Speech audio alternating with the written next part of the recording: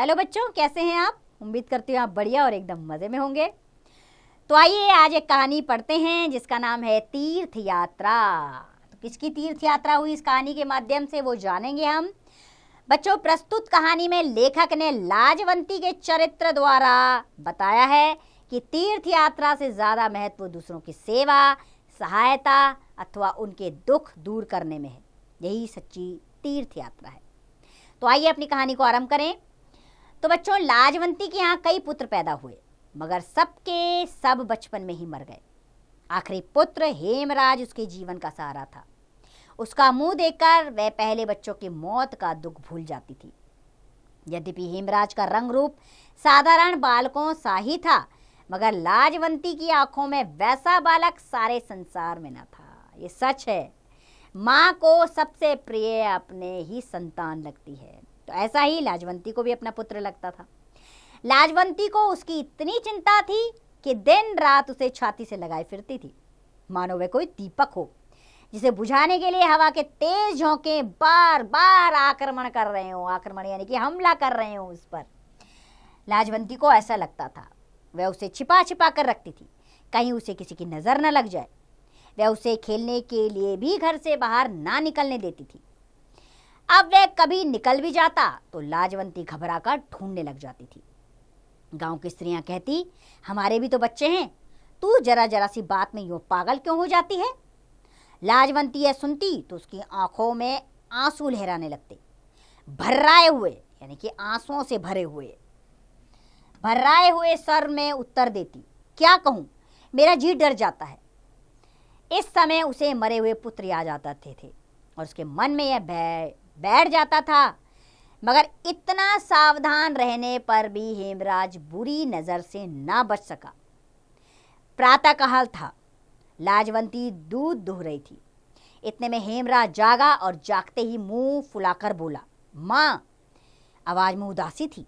लाजवंती के हाथ से बर्तन गिर गया। दौड़ती हुई हेमराज के पास पहुंची और प्यार से उसके सिर पर हाथ फेर कर बोली, क्या है बेटा, घबराया हुआ क्यों है तू? हेमराज की आंखों में आंसू डबडबाए।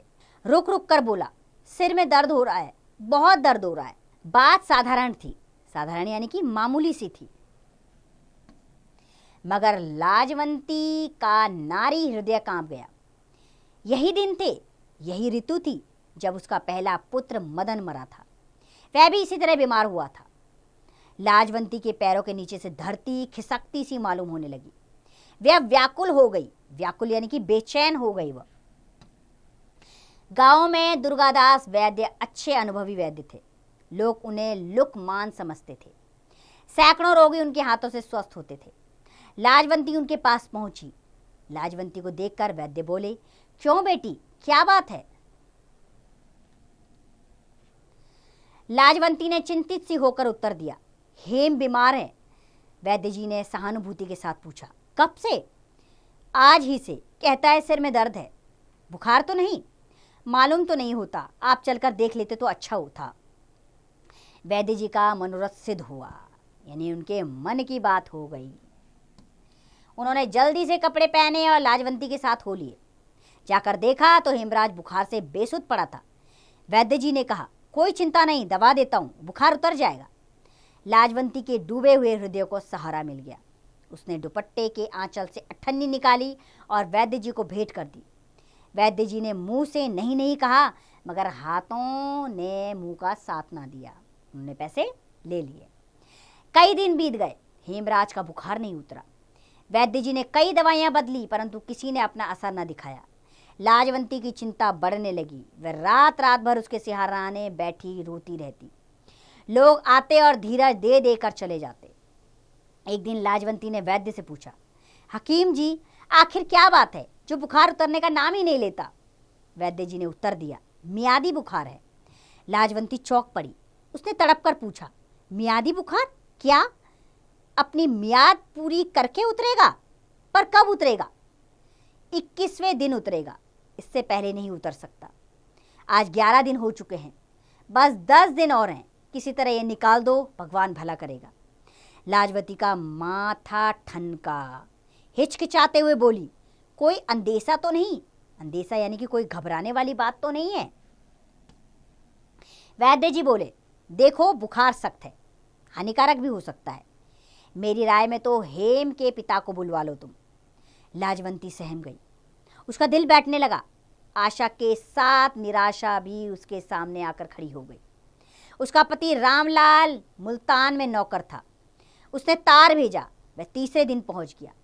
इलाज दुगनी सावधानी से होने लगा, यहाँ तक कि 10 दिन और बीत गए। अब 21वां दिन सिर पर था। हेम की देह अभी तक आग की तरह तप रही थी। लाजवंती और रामलाल दोनों घबरा गए, सोचने लगे क्या बुखार एकाएक उतरेगा। एकाएक यानी कि क्या अचानक से बुखार उतरेगा, वो ये सोच रहे थे। लाजवंती और रामलाल दोनों के प्राण सूख गए। वैद्य के शब्द किसी आने वाले भय की पूर्व सूचना थे। रामलाल बेटे के सिरहाने बैठ गए। लाजवंती के हृदय को चैन ना था। वह मंदिर पहुंची और देवी के सामने गिरकर देर तक रोती रही।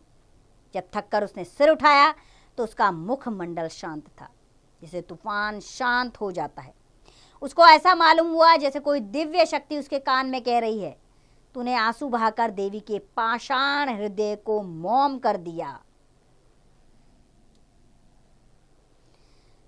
है। लाजवंती ने देवी की आरती उतारी, फूल चढ़ाए, मंदिर की परिक्रमा की और प्रेम के बोझ से कांपते हुए स्वर से मानता मानी, देवी माता मेरा हेम बच जाए तो मैं तीर्थ यात्रा करूंगी।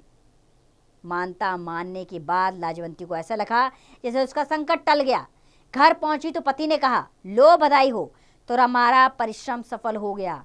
बुखार धीरे धीरे उतर रहा है। लाजवंती के मुख पर प्रसन्नता थी और आंखों में आशा की झलक। झूमती हुई बोली, अब हेम को कोई डर नहीं है, मैं तीर्थ यात्रा मान आई हूं। रामलाल ने तीर्थ यात्रा के खर्च का अनुभव किया तो हृदय बैठ गया, परंतु पुत्र स्नेह ने इस चिंता को देर तक ठहरने ना दिया। उत्तर दिया, अच्छा किया, रुपया क्या है, हाथ का मैल है, आता चला जाता है। परमेश्वर ने 1 लाल दिया है, वह जीता रहे, यही हमारी दौलत है। प्रभात हुआ अर्थात सवेरा हुआ तो हेम का बुखार बिल्कुल उतर गया था। लाजवंती के मुखमंडल से प्रसन्नता टपक रही थी। वैद्य जी ने आकर देखा तो प्रसन्नता से बोले, अब कोई चिंता नहीं, तुम्हारा बच्चा बच गया। लाजवंती ने हेम की कमजोर देह पर हाथ फेरते हुए कहा, क्या से क्या हो गया। वैद्य ने लाजवंती की ओर देखा और रामलाल से बोले, यह सब इसी के परिश्रम का फल है। लाजवंती ने उत्तर दिया, देवी माता की कृपा है और आपकी दवा के प्रभाव का फल है। मैंने क्या किया, मैं तो तुम्हें दूसरी सावित्री समझता हूँ। उसने मरे हुए पति को जिलाया था, तुमने पुत्र को मृत्यु के मुंह से निकाला है। 7वें दिन रामलाल नौकरी पर चले गए और कहते गए कि तीर्थ यात्रा की तैयारी करो। 3 महीने बाद लाजवंती तीर्थ यात्रा के लिए तैयार हुई। जाने से पहले की रात उसके आंगन में सारा गांव इकट्ठा हुआ। झांझे और करताले बज रही थी, ढोलक की थाप गूंज रही थी, स्त्रियां गाती थी, बजाती थी। दूसरी तरफ कहीं पूरियां बन रही थी तो कहीं हलवा। लोग खा पीकर आराम करने चले गए। अब लाजवंती ने बक्से में जरूरी कपड़े रखे, गले में लाल रंग की सूती माला पहनी, माथे पर चंदन का लेप किया, गऊ एक पड़ोसिन को सौंपी और उसे बार बार कहा, इसका पूरा पूरा ध्यान रखना, मैं जा रही हूं मगर मेरा मन अपनी गऊ में ही रहेगा। सहसा यानी कि अचानक से सहसा किसी के सिसकी भरने की आवाज सुनाई दी। लाजवंती ने सोचा, इस समय सिसकी भरने वाला कौन है। उसने चारों तरफ देखा मगर कोई दिखाई न दिया। वह छत पर चढ़ गई और पड़ोसी के आंगन में झुककर जोर से बोली, माँ हरो। कुछ देर सन्नाटा रहा, फिर एक चारपाई से उत्तर मिला, कौन है। लाजवंती। आवाज में आंसू मिले हुए थे। लाजवंती हरो के पास पहुंची और बोली, माँ क्या बात है, तू क्यों रो रही है। हरो और भी सिसकियां भर भर कर रोने लगी। लाजवंती ने फिर पूछा, अरे क्या बात है, तू इस समय क्यों रो रही है। मैं तेरी पड़ोसन हूं, मुझसे ना छिपा, बता ना तुझे क्या दुख है। हरो ने दुखी होकर उससे पूछा, क्या तुम उसे दूर कर दोगी। हो सका तो जरूर कर दूंगी। हरो थोड़ी देर तक चुप रही, फिर धीरे से बोली, कुंवारी बेटी का दुख खा रहा है, रात रात भर रोती रहती हूँ, जाने ये नाव कैसे पार लगेगी। यह क्यों, उसके ब्याह का खर्च तो तुम्हारे जेठ ने मंजूर कर लिया है। उसने 200 रुपए के गहने कपड़े बनवा दिए हैं, मगर मिठाई आदि का प्रबंध नहीं किया। अब चिंता यह है कि बारात आएगी तो उसके सामने क्या धरूंगी। लाजवंती ने कहा, क्या गांव के लोग एक कन्या का ब्याह नहीं कर सकते, और यह उनकी दया ना होगी, उनका धर्म होगा। हरो की आंखें भर आई। वह इस समय गरीब थी, परंतु कभी उसने अच्छे दिन भी देखे थे। उसने धीरे से कहा, बेटी, मुझसे भी तो यह अपमान ना देखा जाएगा। किसी के सामने हाथ फैलाना भी तो बुरा है। तो क्या करोगी? क्या कन्या कुंवारी बैठाकर रखोगी? भगवान की यही इच्छा है, तो मेरा क्या बस है। उसे लेकर कहीं निकल जाऊंगी, न कोई देखेगा न कोई बात करेगा। लाजवंती हरो की अवस्था से कांप गई। उसे ऐसा लगा जैसे कोई कह रहा हो कि अगर यह हो गया तो ईश्वर का कोप गांव भर को जलाकर राख कर देगा। लाजवंती का हृदय दुख से पानी पानी हो गया। उसने कहा, चिंता ना करो, तुम्हारा संकट मैं दूर करूंगी। तेरी बेटी का ब्याह होगा और बारात के लोगों को भोजन भी मिलेगा। तेरी बेटी तेरी ही नहीं है, मेरी भी बेटी है।